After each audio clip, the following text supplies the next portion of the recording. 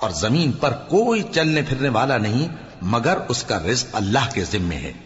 وہ اس کے رہنے کی جگہ کو بھی جانتا ہے اور جہاں سونپا جاتا ہے اسے بھی. یہ سب کچھ کتاب روشن میں لکھا ہوا ہے. اور وہی تو ہے جس نے آسمانوں اور زمین کو 6 دن میں بنایا اور اس وقت اس کا عرش پانی پر تھا. تمہارے پیدا کرنے سے مقصود یہ ہے کہ وہ تم کو آزمائے کہ تم میں عمل کے لحاظ سے کون بہتر ہے. اور اے نبی، اگر تم کہو کہ تم لوگ مرنے کے بعد زندہ کر کے اٹھائے جاؤ گے تو کافر کہہ دیں گے کہ یہ تو کھلا جادو ہوا. اور اگر ایک مدت معین تک ہم ان سے عذاب روک دیں تو کہیں گے کہ کون سی چیز عذاب کو روکے ہوئے ہے. دیکھو، جس روز وہ ان پر واقع ہوگا پھر ٹلنے کا نہیں.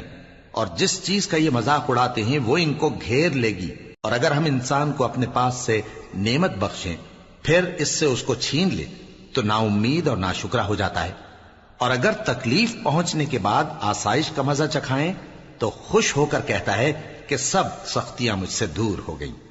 بے شک وہ ہے ہی خوشی میں مست ہو جانے والا، بڑا فخر جتانے والا.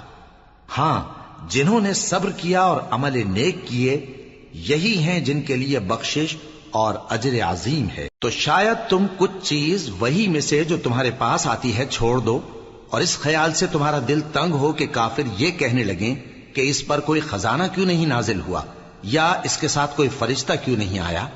اے نبی، تم تو صرف نصیحت کرنے والے ہو اور اللہ ہر چیز کا نگہبان ہے. کیا یہ لوگ کہتے ہیں کہ اس نے قرآن از خود بنا لیا ہے؟ کہہ دو کہ اگر سچے ہو تو تم بھی ایسی 10 صورتیں بنا لاؤ اور اللہ کے سوا جس جس کو بلا سکتے ہو بلا بھی لو. بس اگر وہ تمہاری بات قبول نہ کریں تو جان لو کہ یہ قرآن اللہ کے علم سے اترا ہے اور یہ کہ اس کے سوا کوئی معبود نہیں. تو کیا تم لوگ اسلام لاتے ہو؟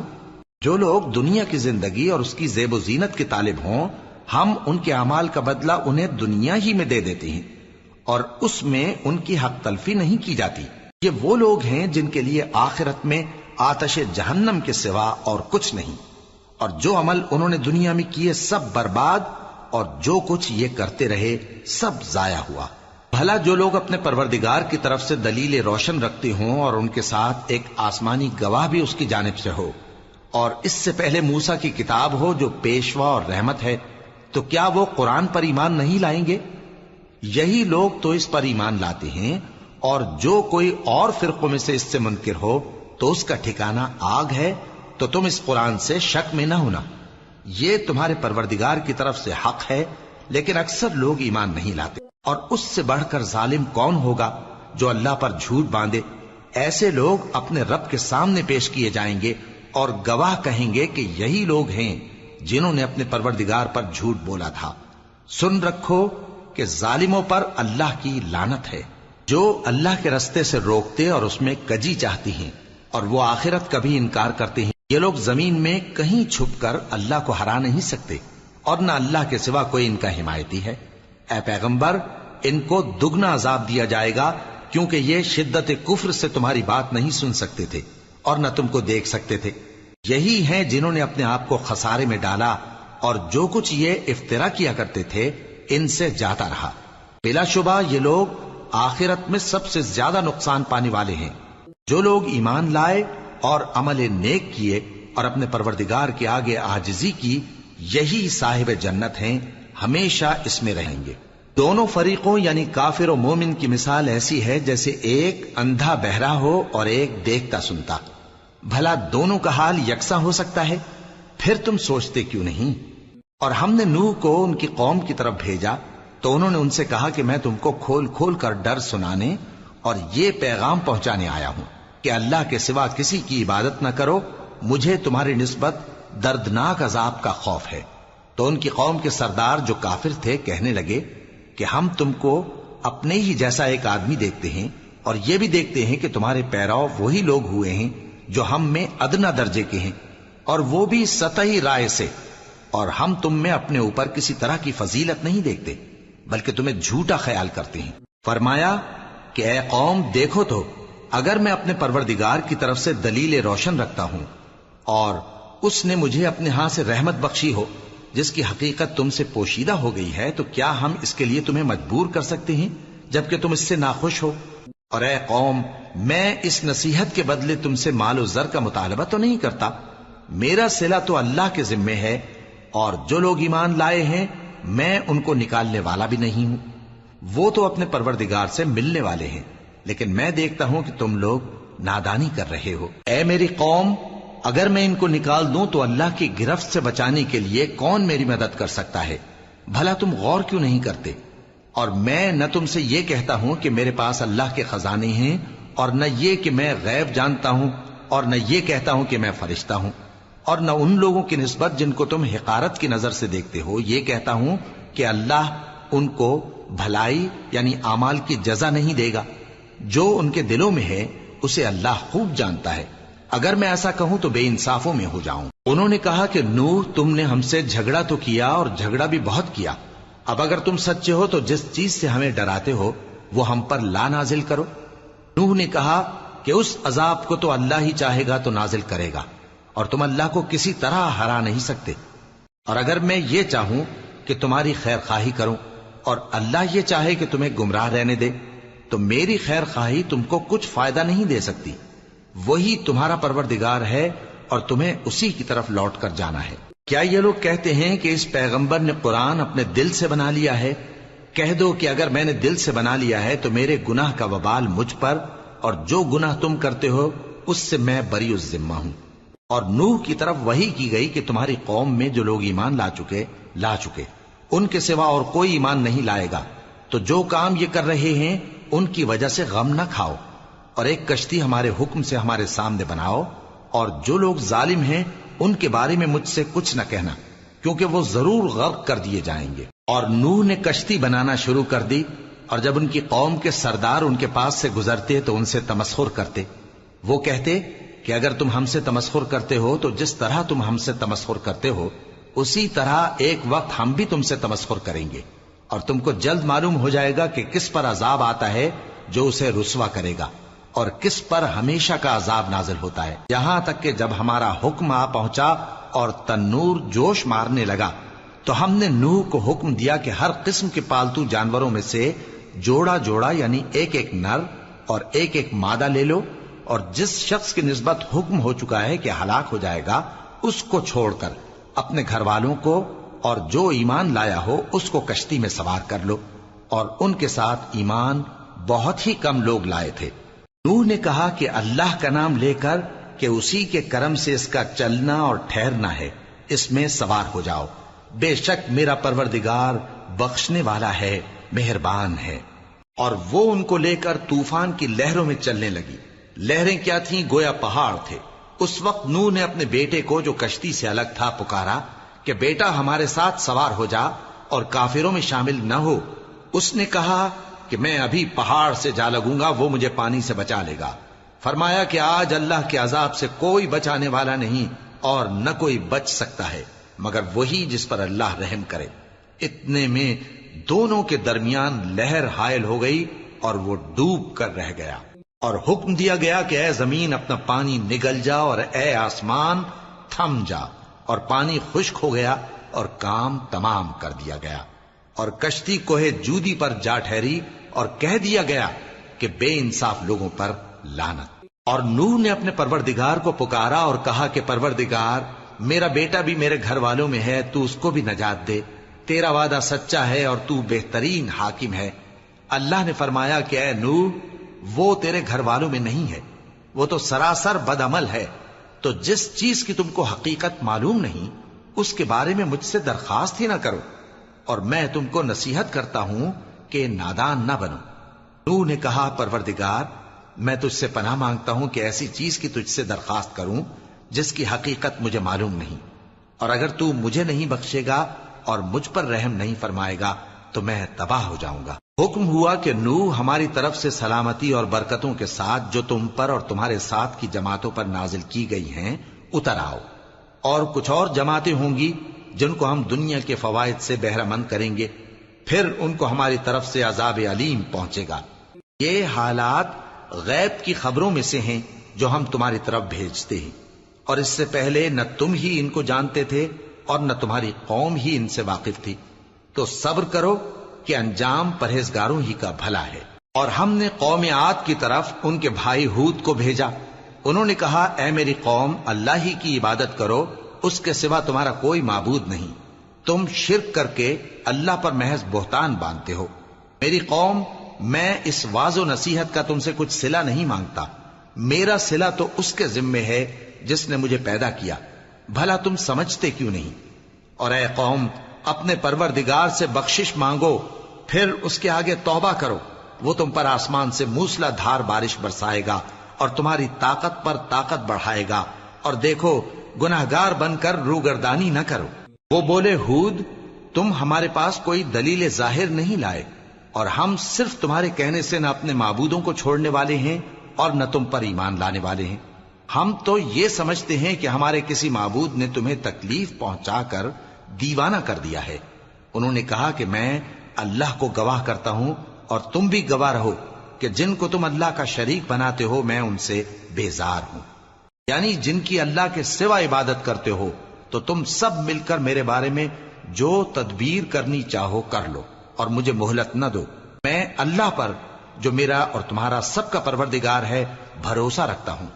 زمین پر جو چلنے پھرنے والا ہے وہ اللہ کے قبضہ قدرت میں ہے. بے شک میرا پروردگار سیدھے رستے پر ہے. اب اگر تم روگردانی کرو گے تو جو پیغام میرے ذریعے تمہاری طرف بھیجا گیا ہے وہ میں نے تمہیں پہنچا دیا ہے، اور میرا پروردگار تمہاری جگہ اور لوگوں کو لا بسائے گا، اور تم اللہ کا کچھ بھی نہیں بگاڑ سکو گے. میرا پروردگار تو ہر چیز پر نگہبان ہے. اور جب ہمارا حکم عذاب آ پہنچا تو ہم نے ہود کو اور جو لوگ ان کے ساتھ ایمان لائے تھے ان کو اپنی مہربانی سے بچا لیا اور انہیں عذاب شدید سے نجات دی. یہ وہی قوم عاد ہے جس نے اللہ کی نشانیوں سے انکار کیا اور اس کے پیغمبروں کی نافرمانی کی اور ہر سرکش و متکبر کا کہا مانا. اور اس دنیا میں بھی لعنت ان کے پیچھے لگی رہی اور قیامت کے دن بھی لگی رہے گی. دیکھو، قوم عاد نے اپنے پروردگار سے کفر کیا، اور سن رکھو، قوم عاد پر پھٹکار ہے جو ہود کی قوم تھی. اور قوم سمود کی طرف ان کے بھائی صالح کو بھیجا تو انہوں نے کہا اے قوم، اللہ ہی کی عبادت کرو، اس کے سوا تمہارا کوئی معبود نہیں. اسی نے تم کو زمین سے پیدا کیا اور اس میں آباد کیا، تو اس سے مغفرت مانگو اور اس کے آگے توبہ کرو. بے شک میرا پروردگار نزدیک بھی ہے اور دعا کا قبول کرنے والا بھی ہے. انہوں نے کہا کہ صالح، اس سے پہلے ہم تم سے کئی طرح کی امیدیں رکھتے تھے، اب وہ منقطع ہو گئی. کیا تم ہم کو ان چیزوں سے منع کرتے ہو جن کو ہمارے بزرگ پوجتے آئے ہیں؟ اور جس بات کی طرف تم ہمیں بلاتے ہو اس کی طرف سے ہم بڑے بھاری شک میں ہیں. صالح نے کہا اے میری قوم، بھلا دیکھو تو، اگر میں اپنے پروردگار کی طرف سے کھلی دلیل پر ہوں اور اس نے مجھے اپنے ہاتھ سے نبوت کی نعمت بخشی ہو، تو اگر میں اللہ کی نافرمانی کروں تو اس کے سامنے میری کون مدد کرے گا؟ تم تو کفر کی باتوں سے میرا نقصان ہی کرتے ہو. اور یہ بھی کہا کہ اے قوم، یہ اللہ کی اونٹنی تمہارے لیے ایک نشانی یعنی معجزہ ہے، تو اس کو چھوڑ دو کہ اللہ کی زمین میں جہاں چاہے چرتی پھرے، اور اس کو کسی طرح کی تکلیف نہ دینا، ورنہ تمہیں جلد عذاب آ پکڑے گا. مگر انہوں نے اس کو کاٹ ڈالا. تو صالح نے کہا کہ اپنے گھروں میں 3 دن اور فائدے اٹھا لو، یہ وعدہ ہے کہ جھوٹا نہ ہوگا. پس جب ہمارا حکم آ گیا تو ہم نے صالح کو اور جو لوگ ان کے ساتھ ایمان لائے تھے ان کو اپنی مہربانی سے بچا لیا اور اس دن کی رسوائی سے محفوظ رکھا. بے شک تمہارا پروردگار طاقتور ہے، زبردست ہے.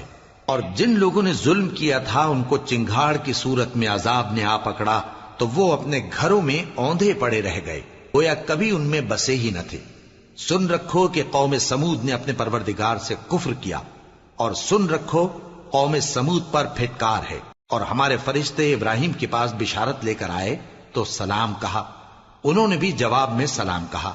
ابھی کچھ وقفہ نہیں ہوا تھا کہ ابراہیم ایک بھنا ہوا بچڑا لے آئے. پھر جب دیکھا کہ ان کے ہاتھ کھانے کی طرف نہیں بڑھتے، یعنی وہ کھانا نہیں کھاتے، تو ان کو اجنبی سمجھ کر دل میں خوف کیا. فرشتوں نے کہا کہ خوف نہ کیجیے، ہم قوم لوط کی طرف ان کے ہلاک کرنے کو بھیجے گئے ہیں. اور ابراہیم کی بیوی جو پاس کھڑی تھی ہنس پڑی، تو ہم نے اس کو اسحاق کی اور اسحاق کے بعد یعقوب کی خوشخبری دی. اس نے کہا اے میرے بچہ ہوگا، میں تو بڑھیا ہوں اور یہ میرے میاں بھی بوڑھے ہیں، یہ تو بڑی عجیب بات ہے. انہوں نے کہا کیا تم اللہ کی قدرت سے تعجب کرتی ہو؟ اے اہل بیت، تم پر اللہ کی رحمت اور اس کی برکتیں ہیں، وہ لائق تعریف ہے، بڑا ہے۔ پھر جب ابراہیم سے خوف جاتا رہا اور ان کو خوشخبری بھی مل گئی تو قوم لوط کے بارے میں لگے ہم سے بحث کرنے۔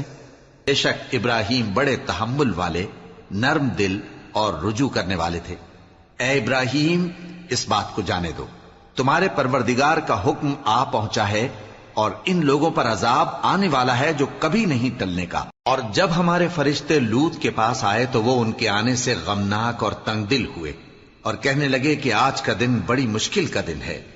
اور لوط کی قوم کے لوگ ان کے پاس بے تحاشا دوڑتے ہوئے آئے اور یہ لوگ پہلے ہی سے انتہائی بےہودہ حرکتیں کیا کرتے تھے۔ لوط نے کہا کہ اے بھائیو، یہ جو میری قوم کی لڑکیاں ہیں یہ تمہارے لیے جائز اور پاک ہیں، تو اللہ سے ڈرو اور میرے مہمانوں کے بارے میں مجھے بے آبرو نہ کرو۔ کیا تم میں کوئی بھی شائستہ آدمی نہیں؟ وہ بولے تم کو معلوم ہے کہ تمہاری ان بیٹیوں کی ہمیں کچھ حاجت نہیں، اور جو ہماری غرض ہے اسے تم خوب جانتے ہو۔ لوط نے کہا اے کاش مجھ میں تمہارے مقابلے کی طاقت ہوتی یا میں کسی مضبوط قلعے میں پناہ لے لیتا۔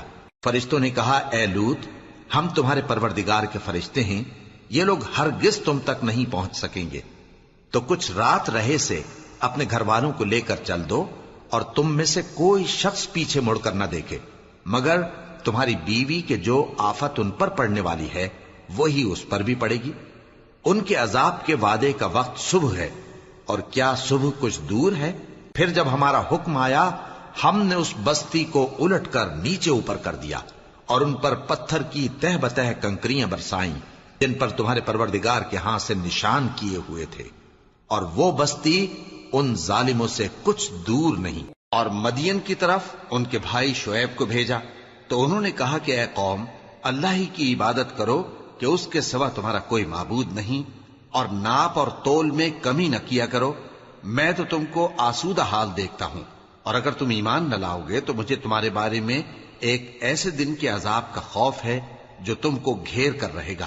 اور اے میری قوم، ناپ اور تول انصاف کے ساتھ پوری پوری کیا کرو، اور لوگوں کو ان کی چیزیں کم نہ دیا کرو، اور زمین میں خرابی کرتے نہ پھرو۔ اگر تم کو میرے کہنے کا یقین ہو تو اللہ کا دیا ہوا نفع ہی تمہارے لیے بہتر ہے، اور میں تمہارا نگہبان نہیں ہوں۔ انہوں نے کہا اے شعیب، کیا تمہاری نماز تمہیں یہ سکھاتی ہے کہ جن کو ہمارے باپ دادا پوجتے آئے ہیں ہم ان کو ترک کر دیں، یا اپنے مال میں تصرف کرنا چاہیں تو نہ کریں؟ تم تو بڑے نرم دل اور بڑے سیدھے ہو۔ انہوں نے کہا کہ اے قوم، دیکھو تو اگر میں اپنے پروردگار کی طرف سے دلیل روشن پر ہوں اور اس نے اپنے ہاں سے مجھے نیک روزی دی ہو تو کیا میں اپنا فرض ادا نہ کروں؟ اور میں نہیں چاہتا کہ جس بات سے میں تمہیں منع کروں خود اس کو کرنے لگوں۔ میں تو جہاں تک مجھ سے ہو سکے تمہارے معاملات کی اصلاح چاہتا ہوں، اور اس بارے میں مجھے توفیق کا ملنا اللہ ہی کے فضل سے ہے۔ میں اسی پر بھروسہ رکھتا ہوں اور اسی کی طرف رجوع کرتا ہوں۔ اور اے قوم، میری مخالفت تم سے کوئی ایسا کام نہ کرا دے کہ جیسی مصیبت نوح کی قوم یا ہود کی قوم یا صالح کی قوم پر واقع ہوئی تھی ویسی ہی مصیبت تم پر واقع ہو۔ اور لوط کی قوم کا زمانہ تو تم سے کچھ دور نہیں، اور اپنے پروردگار سے بخشش مانگو اور اس کے آگے توبہ کرو، بے شک میرا پروردگار بڑا مہربان ہے، بہت محبت کرنے والا ہے۔ انہوں نے کہا کہ شعیب، تمہاری بہت سی باتیں ہماری سمجھ میں نہیں آتی، اور ہم دیکھتے ہیں کہ تم ہم میں کمزور بھی ہو، اور اگر تمہارے بھائی بند نہ ہوتے تو ہم تم کو سنسار کر دیتے، اور تم ہم پر کسی طرح بھی غالب نہیں ہو۔ انہوں نے کہا کہ اے قوم، کیا میرے بھائی بندوں کا دباؤ تم پر اللہ سے زیادہ ہے، اور اس کو تم نے پیٹھ پیچھے ڈال رکھا ہے؟ میرا پروردگار تو تمہارے سب اعمال کا احاطہ کیے ہوئے ہے۔ اور اے قوم، تم اپنی جگہ کام کیے جاؤ، میں اپنی جگہ کام کیے جاتا ہوں۔ تم کو ان قریب معلوم ہو جائے گا کہ رسوا کرنے والا عذاب کس پر آتا ہے اور جھوٹا کون ہے، اور تم بھی انتظار کرو، میں بھی تمہارے ساتھ انتظار کرتا ہوں۔ اور جب ہمارا حکم آ پہنچا تو ہم نے شعیب کو اور جو لوگ ان کے ساتھ ایمان لائے تھے ان کو تو اپنی رحمت سے بچا لیا، اور جو ظالم تھے ان کو چنگھاڑ نے آ دبوچا، تو وہ اپنے گھروں میں اوندھے پڑے رہ گئے، گویا ان میں کبھی بسے ہی نہ تھے۔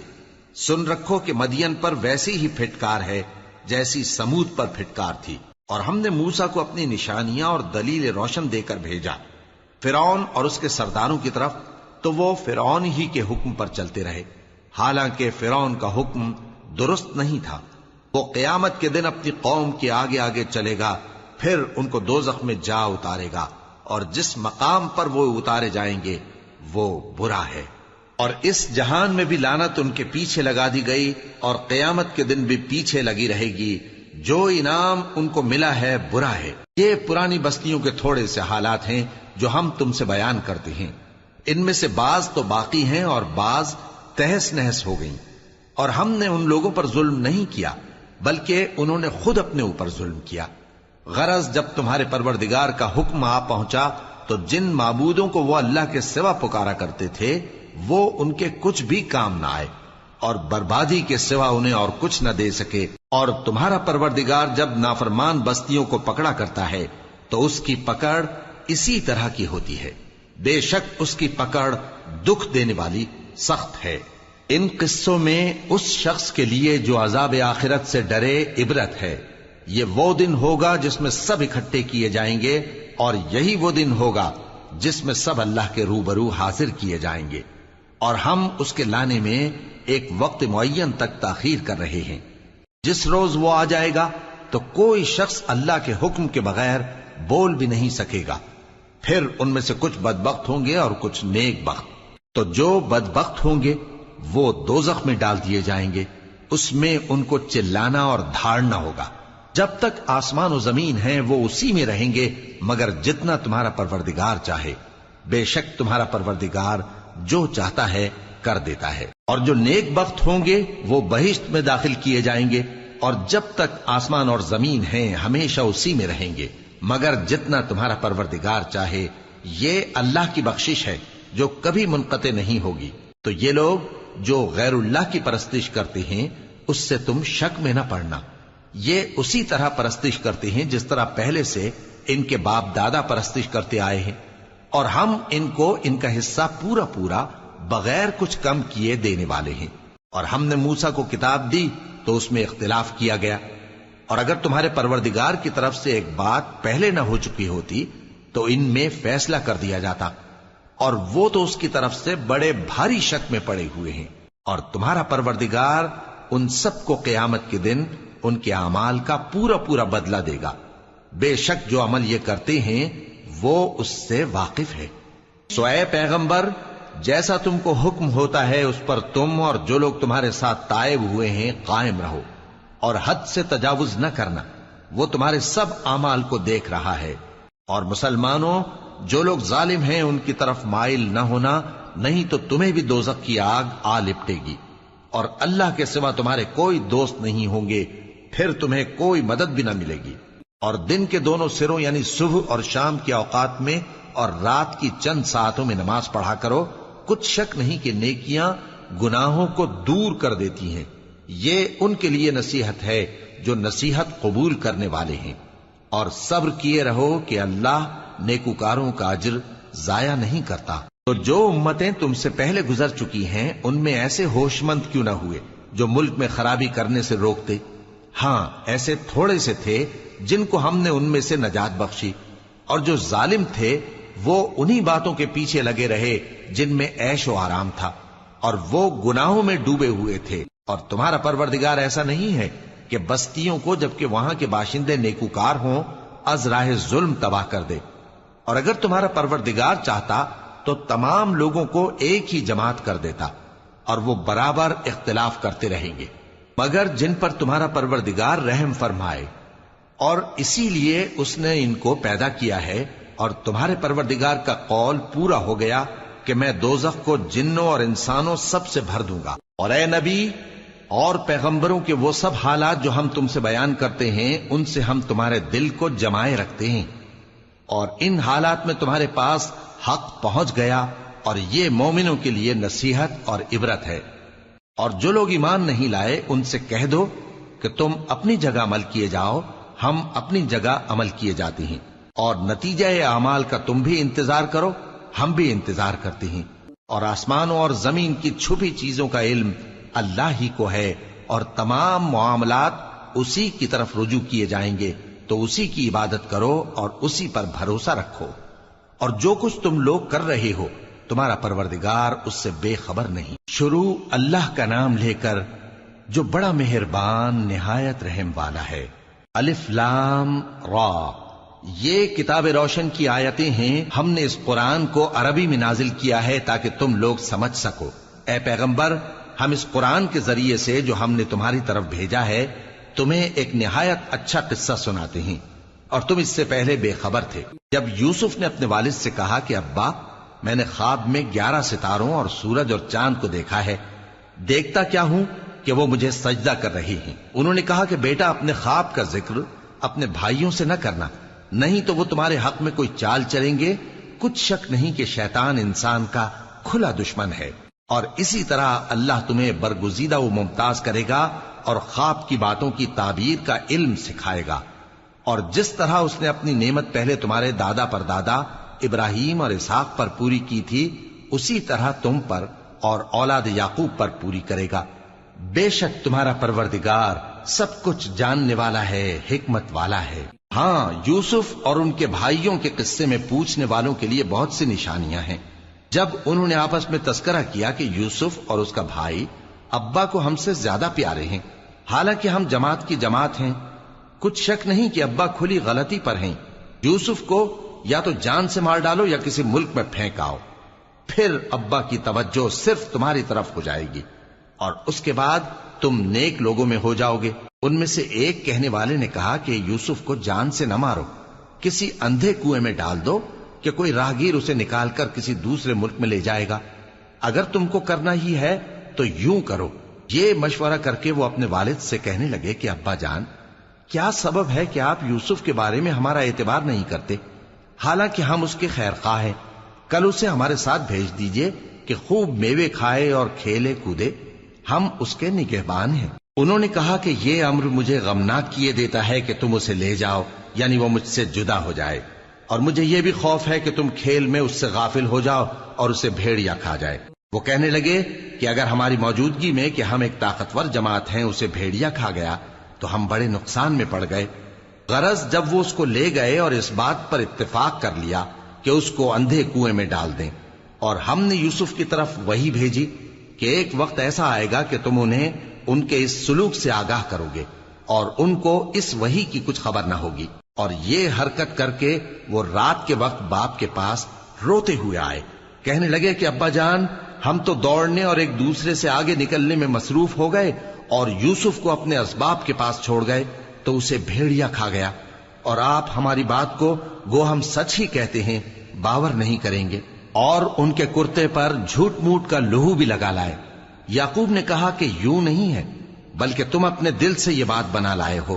اچھا، صبر کہ وہی خوب ہے، اور جو تم بیان کرتے ہو اس کے بارے میں اللہ ہی سے مدد چاہیے۔ اور اب اللہ کی شان دیکھو کہ اس کنویں کے قریب ایک قافلہ آوارد ہوا اور انہوں نے پانی کے لیے اپنا سقا بھیجا، تو اس نے کنویں میں ڈول لٹکایا، یوسف اس سے لٹک گئے۔ وہ بولا، زہے قسمت، یہ تو ایک لڑکا ہے، اور اس کو قیمتی سرمایہ سمجھ کر چھپا لیا۔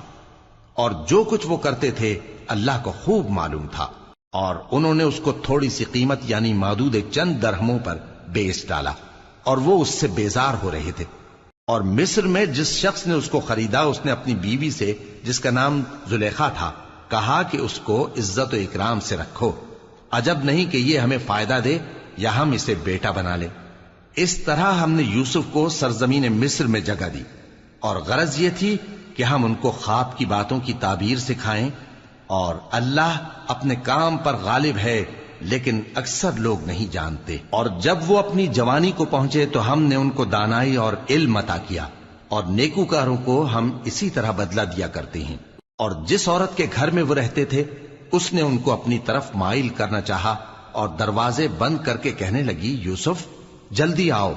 انہوں نے کہا کہ اللہ پناہ میں رکھے، وہ یعنی تمہارے میاں تو میرے آقا ہیں، انہوں نے مجھے اچھی طرح سے رکھا ہے، میں ایسا ظلم نہیں کر سکتا، بے شک ظالم لوگ فلاح نہیں پائیں گے۔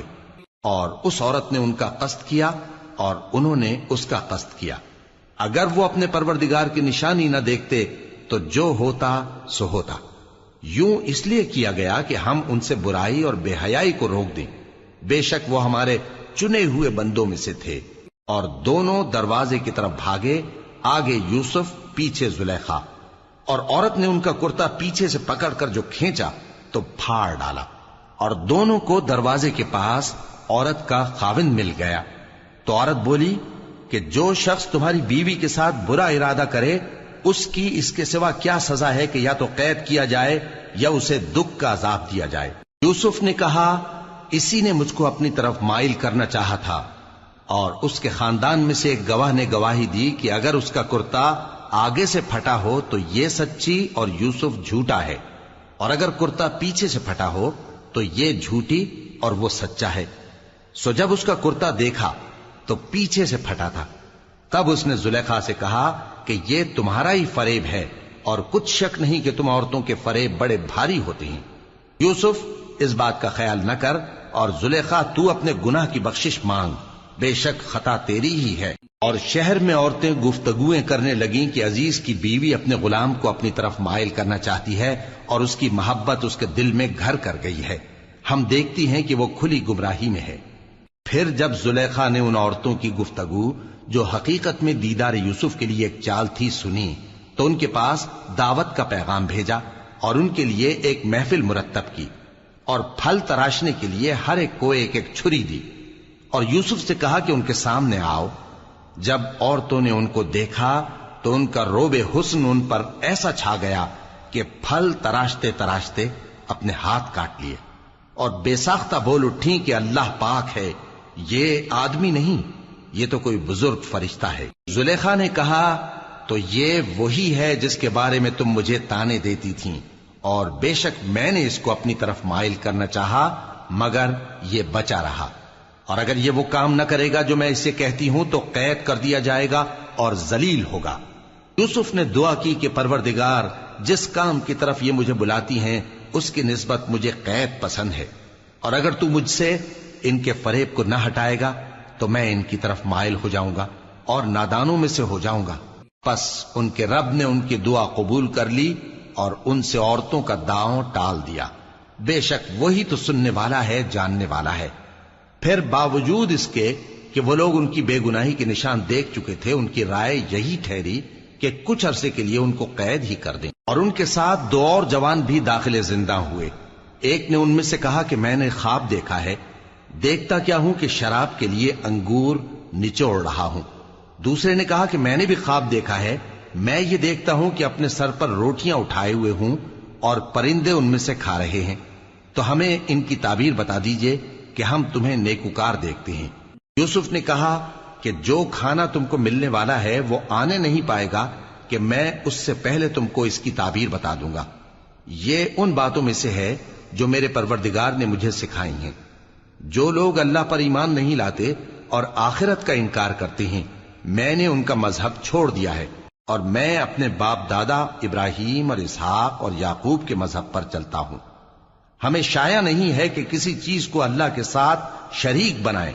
ये अल्लाह का फजल है हम पर भी और लोगों पर भी, लेकिन अक्सर लोग शुक्र नहीं करते। ऐ मेरे कैद खाने के रफीकों, भला कई जुदा जुदा आका अच्छे या अल्लाह जो अकेला है, सब पर गालिब है।